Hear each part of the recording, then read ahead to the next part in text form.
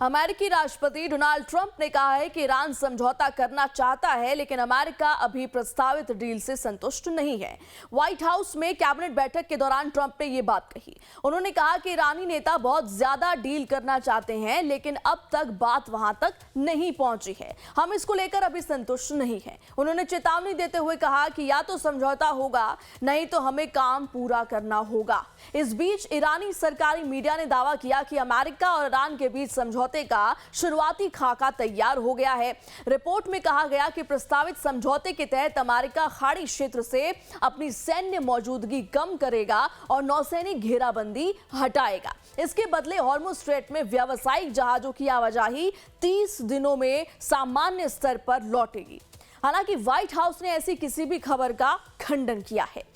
साफ है कि फिलहाल हॉर्मुज में आवाजाही को लेकर टकराव बरकरार है, लेकिन अगर दोनों पक्षों में समझौता हो जाता है तो पूरी दुनिया के लिए ये एक बहुत बड़ी राहत देने वाली खबर होगी और इसी की आशा में क्रूड ऑयल के दाम भी गिर गए हैं। तो देखिए, महज अभी खबर आई है और इसका इंपैक्ट देखिए, क्रूड ऑयल के दाम जो है वो घट गए हैं, गिर गए हैं। और इसी बीच देखिए, ट्रंप ने कई बड़े बयान दिए हैं। ईरान से समझौते को लेकर ट्रंप ने कहा कि जल्दबाजी में कोई समझौता हम नहीं करेंगे, हम अभी डील से संतुष्ट नहीं हैं। डोनाल्ड ट्रंप का यह बयान है।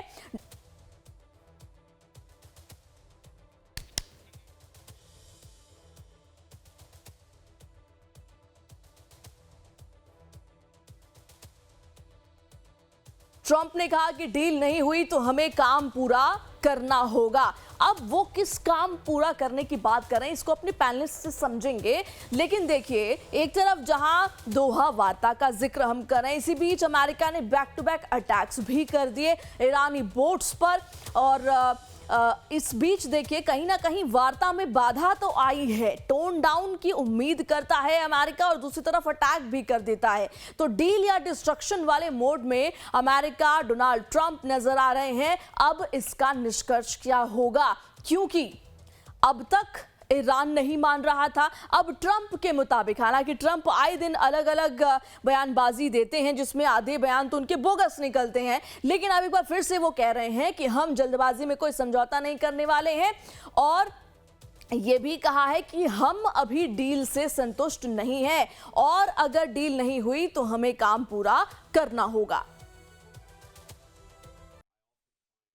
इतना ही नहीं, ट्रंप ये भी कह रहे हैं कि ईरान समझौता करने को मजबूर है। ईरान की सेना खत्म हो चुकी है, ईरान की आर्थिक हालत खराब है, मुझे मध्यावधि चुनाव की चिंता नहीं है। देखिए, अब इधर फेस सेविंग का जिक्र हम कर रहे थे कि जो मिड टर्म इलेक्शंस है, कहीं ना कहीं उसमें खुद को बचाना चाहते हैं ट्रंप। लेकिन इसको लेकर के भी ट्रंप ने कहा है कि मुझे तो भैया चुनाव की चिंता ही नहीं है। और साथ ही साथ ये भी कह दिया है कि ईरान समझौता करने को मजबूर हो चुका है। लेकिन क्या सच में ऐसा है, इसको भी समझेंगे अपने स्पेशल गेस्ट से। लेकिन इस वक्त आपको तमाम अपडेट्स बता रहे हैं, वो बड़े अपडेट्स जो कि अभी इस पूरे टाइमलाइन को लेकर के सामने आए हैं। एक तरफ ट्रंप ने क्लियर कहा कि हम इस डील से संतुष्ट नहीं हैं और यह भी कहा है कि ईरान जो है वो समझौता करने को मजबूर है।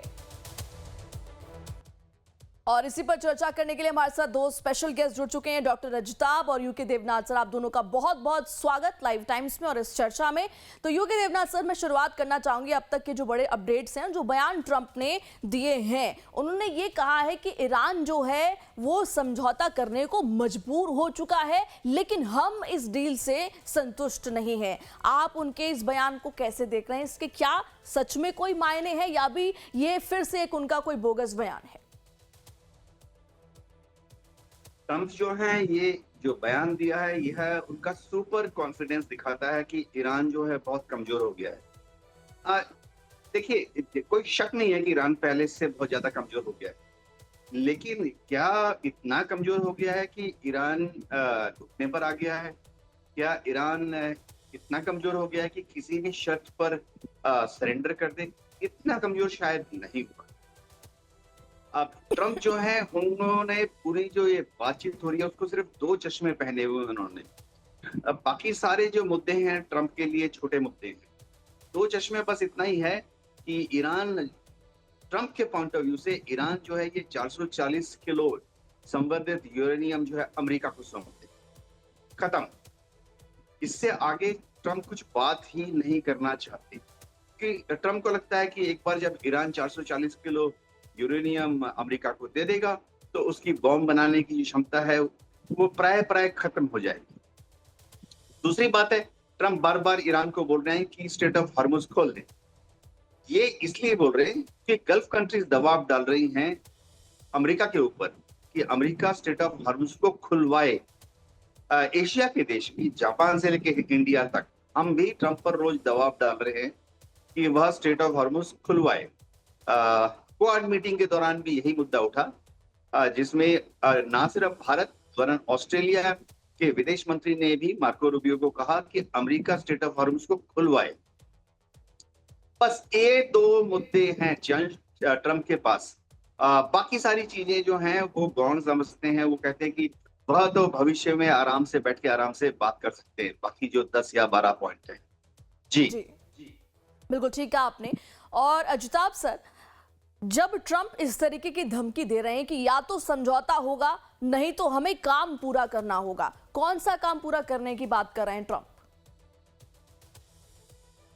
देखिए, गुड मॉर्निंग प्रेरणा जी। देखिए, ट्रम्प का तो क्लियर है एजेंडा कि भाई उनके दो मेजर जो इश्यूज हैं, एक तो न्यूक्लियर प्रोग्राम को रोकना, दूसरा जो इनरिच्ड यूरेनियम है उसको भी लेना है, और तीसरा है जो अब आज के डेट में उसको शायद सबसे प्रायोरिटी पे वो है हॉर्मुज को खुलवाना। तो ये तीनों चीज का अभी तक कोई सॉल्यूशन नहीं हुआ है। Counter claim, claim and counter claim दोनों चल रहे हैं। ट्रम्प ने अभी लेटेस्ट जो अपनी स्टेटमेंट इशू की है कैबिनेट मीटिंग के बाद, उसमें भी वो सीधे सीधे कह रहे हैं कि अभी काम पूरा नहीं हुआ है, आई एम नॉट सेटिस्फाइड, मतलब वो खुश नहीं है। दिक्कत ये है कि डील की वो जो बात करते हैं वो डील अमेरिका के लिए अच्छा होगा या इजराइल के लिए अच्छा होगा, इससे उनको कम मतलब है। ट्रम्प के लिए वो डील पसंद का हो, ट्रम्प अपनी अगर वो उस पे संतुष्ट हैं, खुश हैं, तभी वो मानेंगे।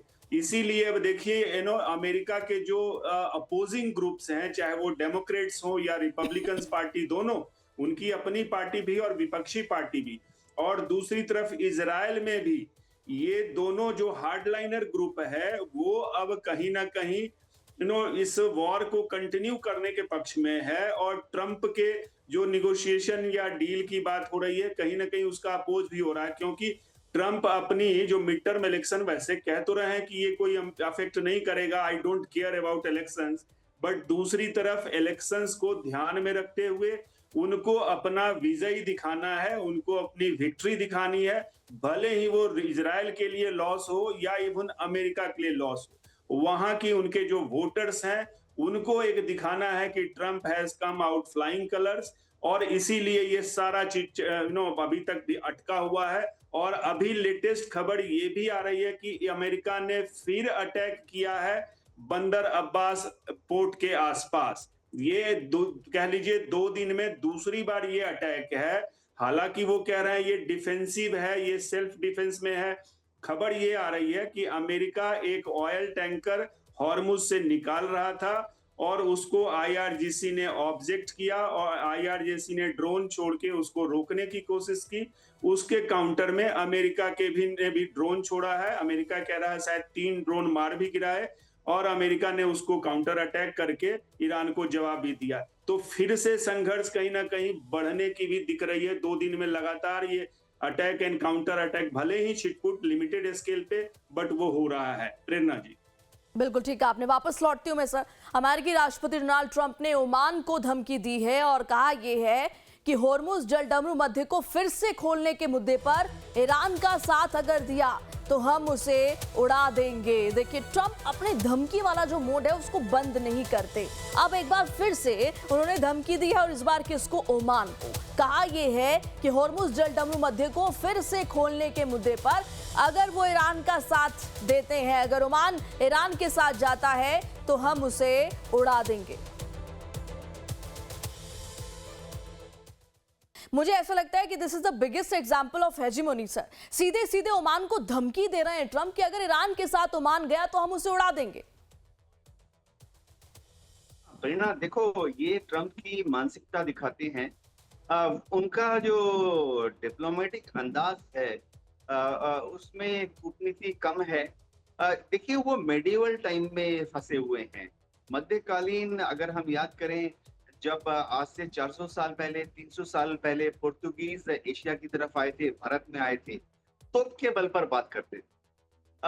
फ्रेंच कॉलोनीज, जब फ्रांस ने एशिया में और इंडिया में अलग अलग जगह कॉलोनीज बनाई, तो भारतीय राजाओं से तोप के बल पर बात करते थे कि हमें दे दो, नहीं तो तुम्हें और तुम्हारी फौज को उड़ा देंगे। ये एक अद्भुत मानसिकता है। ये दिखाता है कि उनकी जो मस्तिष्क में अंग्रेजी में एक शब्द है सोफिस्टिकेशन, और हिंदी में नियरेस्ट वर्ड मैं सोच सकता हूँ कि संभ्रांत। तो उनके दिमाग में जो सोचने का तरीका है वो संभ्रांत नहीं है। मेरे ख्याल से ट्रंप को अगर छोड़ दें तो दुनिया का कोई भी शीर्ष नेता, किसी भी देश का शीर्ष नेता, और तो और जो दुनिया के देशों में डिक्टेटर्स हैं, कहीं कहीं बहुत ही हार्ड लाइन कम्युनिस्ट रिजीम्स हैं, वो भी इस तरह की भाषा का इस्तेमाल नहीं करते।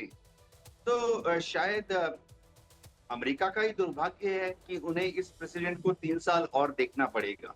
जी प्रेरणा। बिल्कुल बिल्कुल ठीक कहा आपने। और अजिताभ सर, आप इसे कैसे देखते हैं? कभी वेनेजुएला पर दादागिरी करते हैं ट्रंप, दूसरे देशों को अब धमकी दे रहे हैं, ओमान को धमकी दे रहे हैं कि आप हमारे साथ आइए, अगर ईरान के साथ गए, अगर अपोजिशन के साथ गए तो हम आपको complete, you will be blown up, ये सीधे कह रहे हैं ट्रंप। देखिए ये बड़े एक विडंबना कह लीजिए। ईरान ओमान के साथ बहुत ही पुराना रिलेशन है अमेरिका का। 1790 से इनके व्यापारिक रिलेशन भी हैं और काफी गहरे। देखिए ओमान अमेरिका के लिए बहुत इंपॉर्टेंट इस पॉइंट ऑफ व्यू से है कि एक तो उसका एग्रीमेंट है, रक्षा एग्रीमेंट भी है और व्यापारिक एग्रीमेंट भी, फ्री ट्रेड एग्रीमेंट है ओमान और अमेरिका के बीच में। अमेरिका को एक्सेस है, चूंकि रक्षा समझौते भी हैं ईरान और अमेरिका के बीचले में, इसलिए अमेरिका के वायुसेना, वायुयान या नेवी बेरोक टोक ओमान के पोर्ट्स का यूज कर सकती है और उसके थ्रू अरबियन सागर और हिंद महासागर दोनों में उसकी आवाजाही अमेरिका की है ओमान से समझौते के तहत। तो एक तो आप देखिए दोनों में गहरे रिलेशन है। हालांकि ओमान में अमेरिका का कोई परमानेंट बेस नहीं है, मिलिट्री बेस, जैसा कि कतर, यूएई और सऊदी में है। तो एक तरफ तो ये, दूसरी तरफ ओमान एक न्यूट्रल कंट्री है और उसके रिलेशन अमेरिका से तो है ही, ईरान से भी अच्छे रहे हैं। और हमें ये नहीं भूलना चाहिए प्रेरणा जी कि ओमान तो मीडिएटर था। जब ये अटैक हुआ फरवरी में, 28 फरवरी के अटैक से ठीक पहले ओमान वाज द मीडिएटर और उसी के मध्यस्थता में ये बातचीत हो रही थी। बातचीत के बीच में ही अमेरिका ने, पहले तो मस्कट में बात हुई, फिर जेनेवा में हुई, और उस बातचीत के बीच में ही अमेरिका ने अटैक कर दिया। इससे ओमान भी आहत हुआ, उसको ये नागवार गुजरा। और ओमान के जो विदेश मंत्री हैं अल बुसैदी, उन्होंने बाजाप्ता पब्लिकली, खास करके एक द इकोनॉमिस्ट जो मैगजीन बहुत फेमस है, उस मैगजीन में लेख लिखा और अमेरिका को क्रिटिसाइज किया। उन्होंने इतना तक कहा कि अमेरिका गल्फ में अपनी साख गिरा रहा है ईरान पे अटैक करके, उसकी नीतियां ईरान के अगेंस्ट है। और अल बुसैदी ने तो यहां तक कह दिया कि ईरान से अमेरिका को कोई खतरा नहीं है, न उनके सहयोगियों को ऐसा कोई खतरा है। तो ये उन्होंने इतना तय कह दिया और भी आगे कि भाई ईरान कोई परमाणु बम नहीं बना रहा है। इससे निश्चित रूप से अमेरिका के राष्ट्रपति आहत हुए हैं, उनको थोड़ी सी गुस्सा, वो तो है मुडियल है, उनका मूड शायद बिगड़ गया। और कल उन्होंने जो स्टेटमेंट दिया उसमें ओमान को डायरेक्ट धमकी देते दिख रहे हैं। मीडिया को थोड़ी कंफ्यूजन भी हुई कि कहीं ना वो ओमान, ईरान की जगह तो नहीं उन्होंने ओमान का नाम ले लिया, लेकिन उन्होंने क्लेरिफिकेशन, व्हाइट हाउस ने कुछ नहीं दिया है। उनके वीडियो को एज इट इज पोस्ट भी किया गया है। दैट मीन्स कि ओमान को वो धमकाते दिख रहे हैं, क्योंकि अभी ओमान और ईरान के बीच में हॉर्मुज में टोल कलेक्शन को लेके कुछ बातचीत चल रही है। ईरान तो यहां तक क्लेम कर रहा है कि शायद दोनों एग्री हो गए हैं टोल कलेक्ट करने के लिए किसी फॉर्म में। तो उससे शायद अमेरिका के राष्ट्रपति को गुस्सा आया है और उन्होंने खुल के कहा है कि हॉर्मुज इंटरनेशनल वाटर है, उसमें कोई कब्जा किसी का नहीं होगा, उसमें फ्रीडम ऑफ नेविगेशन होगा और टोल कोई कलेक्ट नहीं कर सकता, जो पूरे विश्व की भी मांग है और कानून सम्मत भी है। प्रेरणा जी। बिल्कुल ठीक कहा आपने। वापस लौटती हूं सर। ईरान वार्ता पर अमेरिकी राष्ट्रपति डोनाल्ड ट्रंप ने कहा है कि मैं चाहता हूं कि सऊदी अरब, यूएई, कतर और अन्य देश अब्राहम समझौते में शामिल हो। ये उनका हमारे प्रति कर्तव्य है। देखिए, अब्राहम अकॉर्ड्स जिस 2 दिन पहले जिसका जिक्र हो रहा है, क्योंकि डोनाल्ड ट्रंप ने जो है सभी जितने भी मुस्लिम कंट्रीज हैं उनसे अपील की है कि आप अब्राहम अकॉर्ड्स में आइए, उसे मान्यता दीजिए, इजराइल को मान्यता दीजिए। पाकिस्तान से अपील की, लेकिन बड़ा सवाल यह है कि पाकिस्तान, जिसने कभी इजराइल को मान्यता दी ही नहीं है, देश माना ही नहीं है, क्या वो उसमें शामिल होगा? क्या तुर्की शामिल होगा, जो खुद मुस्लिम पूरे रिजीम का खुद को आका बताता है? क्या ये होना पॉसिबल है? अब एक बार फिर से इसी को लेकर के ईरान वार्ता पर अमेरिकी राष्ट्रपति ट्रंप ने कहा है कि मैं चाहता हूं सऊदी अरब हो, यूएई हो, कतर हो और जितने भी अन्य देश हैं वो अब्राहम समझौते में शामिल हो, और ये उनका हमारे प्रति कर्तव्य है। U K Devnath sir, Abraham Accords पर हम लगातार डिस्कशन करते हैं। देवनाथ सर, मैं समझना चाहूंगी, पहले भी हम लगातार इस पर डिस्कशन करते आए हैं, अब्राहम अकॉर्ड्स क्या है, क्या उसमें शामिल होंगे मुस्लिम कंट्रीज या फिर नहीं, लेकिन इस पर भी मैं चाहूंगी कि आप समझाएं कि बार बार ट्रंप दबाव दे रहे हैं, चाहे वो सऊदी अरब हो, यूएई हो, कतर हो, जितने भी अन्य देश है, कि आप इस समझौते में शामिल हो। और अब तो वो ये भी कह रहे हैं कि ये उनका हमारे प्रति कर्तव्य है। पहले तो उन्होंने धमकी भी दी थी कि अगर आप शामिल नहीं होते तो आपकी बदनीयती से माना जाएगा। हाँ, प्रेरणा, देखो हो क्या रहा है कि दुनिया में जो देश जनरली, जो देश या एक रीजन, क्षेत्र आमतौर पर इजराइल को मान्यता नहीं दिए, उनमें सबसे ज्यादा मुस्लिम देश, दुनिया के ज्यादातर मुस्लिम देशों ने ही इजराइल को मान्यता नहीं दी। और इसी तरह से अगर हम क्षेत्र की बात करें तो पश्चिम एशिया के जो अरब देश हैं, करीबन 22 देश हैं, इसमें से भी ज्यादातर देशों ने इजराइल को मान्यता नहीं दी है। इन देशों में जो आम लोग हैं, गरीब लोग हैं, लोअर मिडिल क्लास है, वो इजराइल को पसंद नहीं करते। इन सारे देश में जो रिलीजियस टीचर्स हैं वो इजराइल को पसंद नहीं करते। तो इन सब देशों में जो किंग है, प्रिंस है, सुल्तान है, शेख है, अमीर है, जो रूल करते हैं, उनको मालूम है कि अगर उन्होंने इजराइल को मान्यता देने की कोशिश की तो उनका जो किंगडम है वो हिल जाएगा, आम जनता शायद उनके पैलेस में भी घुस आए। हाँ ठीक है, अमेरिका ने लालच देके, दबाव डाल के, जैसे यूएई है, छोटा सा मुल्क है, अब सारी आबादी शहरी आबादी है, तो अमेरिका ने उनको अब्राहम अकॉर्ड साइन करवा दिया। बहरीन है, छोटा सा देश है, ज्यादातर अर्बन पॉपुलेशन है, लोग ज्यादातर शहरों में रहे हैं, तो रिवोल्यूशन या विप्लव होने का चांस कम है, क्योंकि दूर दराज की आबादी नगर में। बाकी अमेरिका ने बहुत बड़े बड़े गिफ्ट देकर, बहुत बड़े बड़े ग्रांट देकर, गरीब जो मुस्लिम देश हैं, नॉर्थ अफ्रीका में सूडान है, मोरक्को है, इनको जेब खर्ची देकर अब्राहम अकॉर्ड साइन करा दिया कि इजराइल को मान्यता दो और दोस्ती करो। एक और अद्भुत मुल्क है कजाकिस्तान, जिसने कि अब्राहम अकॉर्ड ज्वाइन किया है, लेकिन जब कजाकिस्तान ने इजराइल को मान्यता दी और कजाकिस्तान को अब्राहम अकॉर्ड की तरफ लेके गए, उसमें समझना पड़ेगा कि वह कजाकिस्तान की रूस से बचने की या रूस से दूर खिसकने की एक तरीका था। तो कजाकिस्तान ने भी साइन कर दिया, क्योंकि इसके बदले अमेरिका ने कजाकिस्तान को बहुत ग्रांट दिया, लोन दिया, अब भविष्य में वेपन्स भी सप्लाई करेगा कजाकिस्तान को। तो कजाकिस्तान जो है अपने को थोड़ा सा रूस से दूर ले जाना चाहता है, पूरी तरह से रूस पर डिपेंडेंट नहीं रहना चाहता।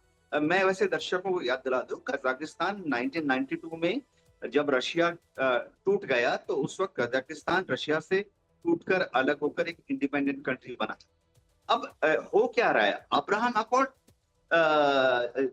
कौन देश ऐसे हैं जो कि इजराइल से मित्रता कर चुके हैं? बहुत गिने चुने देश, ये जो 4-5 देश हैं अब्राहम अकॉर्ड साइन कर दिए हैं। इसके अलावा अमेरिका के दबाव में आके 1978 में मिस्र ने कैंप डेविड एग्रीमेंट साइन कर लिया था इजराइल के साथ और दोस्ती कर ली। जॉर्डन जॉर्डन के किंग ने भी 1993 में इजराइल के साथ ट्रीटी ऑफ पीस और फ्रेंडशिप साइन कर ली थी अमेरिका के इन्फ्लुएंस में आकर। अमेरिका ने जॉर्डन के किंग को अभय दान दिया कि तुम और तुम्हारे बच्चे और तुम्हारे नाती पोते हमेशा जॉर्डन में राज करेंगे। देखिए, ये समझना पड़ेगा कि अमेरिका एक गारंटर बन जाता है। जैसे ही कोई अरब देश इजराइल को मान्यता देता है, तो अमेरिका उसको गारंटी देता है कि हम तुम्हारे जो राजपाट है, ज्यादातर जगह में ये तो परिवार सैकड़ों साल से एक ही परिवार राज कर रहा है। तो अमेरिका उनको कहता है, अभय दान देता है कि हम ये सुनिश्चित करेंगे कि तुम्हारे राज को तुम किंग हो, किंग रहोगे, तुम्हारा बेटा भी किंग रहेगा, तुम्हारा पोता भी प्रिंस ही बनेगा।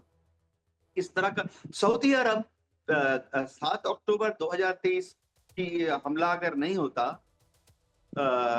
हमास द्वारा इजराइल पर, तो 8 अक्टूबर को 2023 को तो शायद सऊदी अरब साइन करने वाला ही था अब्राहम अकॉर्ड।